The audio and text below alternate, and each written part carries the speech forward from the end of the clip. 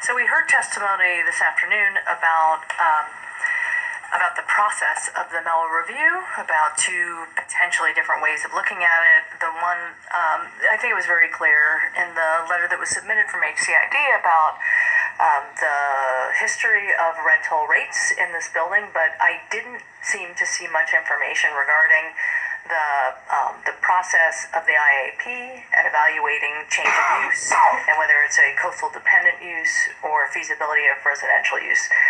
So I have a feeling I might know what the answer is, but could you please give us an official answer from the city side? Sure. Juliet with City Planning.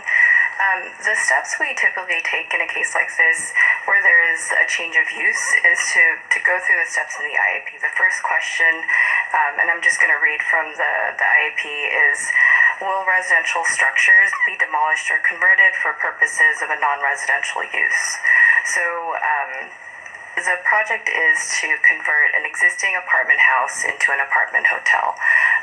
By definition of our code, an apartment hotel is a residential building. But for the purposes of the Mello Act, what we take into consideration is how those residential units will be used. So if you look at the definition of a residential unit under the IAP and the Mello Act, if a guest room is used as a primary residence or a permanent residence, it's considered a residential unit. If it's used for transient purposes, then it's not considered a residential unit. The way this question is phrased, will residential structures be demolished or converted for purposes of a non-residential use, doesn't speak to residential units, it asks what the use will be. So in this question, the city's answer was no, it's going from an apartment house containing 32 dwelling units to an apartment hotel comprised of 2 dwelling units and 30 guest rooms. So in this question, the city did not require a feasibility study to be submitted. So the next step for this project was for housing to determine if there were any affordable residential units there. Housing did their review based on the rent rolls submitted by the property owner, and they came to the conclusion that there were no existing affordable residential units. Ms. Commissioner Margolis, maybe I missed something. I could have sworn what I just heard was you said that for the purposes of the Mello, if a unit is used for transient purposes, such as a short-term rental or rental, that qualifies as a commercial use. Is that what you said? No, not as a commercial use. It's not considered a residential unit. So the question is asking about the structure. The structure itself is going to be a residential structure, but in terms of the applicability of this question to this project, the existing structure contains 32 dwelling units, 32 residential units. The proposed development would contain 2 residential units and 30 guest rooms. So based on that, a residential use would still exist as part of the proposed project. This is Commissioner Margolis, but only 2 out of the 32. I mean, it seems to me what's happening is there's 2 units would persist as residential units, but 30 units would now be commercial units because they're transient, temporary, short-term rentals.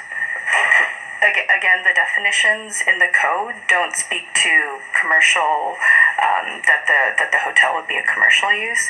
We're strictly speaking, will it be a residential unit? How can a hotel that's a commercial use be a residential use at the same time? It's a residential building. So I guess what would make it, what we want to focus on is the definition of a residential unit. So for the purposes of the Mello Act, a residential unit is a dwelling unit, or it could be a guest room if it's meant for long-term occupancy. So this Commissioner Margolis, the current use, the use that it's been converted to presently is not long-term use, it's short-term rental, correct? Well, it's a mix, and that's sort of the gray area here. It's a mix comprised of 2 dwelling units, which are supposed to be used for long-term occupancy, and 30 guest rooms. So there's short-term uses, correct? Right. So the existing structure will contain a residential use, and the proposed structure would contain a residential use. That's the way that the city has been interpreting this provision.